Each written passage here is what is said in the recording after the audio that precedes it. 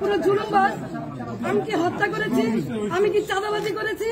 আমি কি নারায়ণগঞ্জ শহরে এমন কোন রেকর্ড আমার আছে যে আমি কোনোদিন কোন বিরোধী দলকে আঘাত করেছি?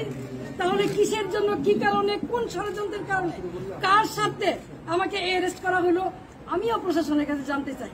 বর্তমান যারা সরকার আছেন সাম্যের কথা বলেছেন, বৈষম্যের বিরুদ্ধে আপনারা আন্দোলন করেছেন, সরকার হটিয়ে নতুন সরকার এসেছেন, তাহলে কি এই বৈষম্য?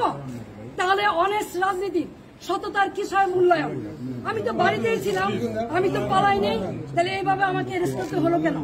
সেই জবাব জনগণের কাছে চাই, জনগণই দিবে ইনশাআল্লাহ। জয় বাংলা।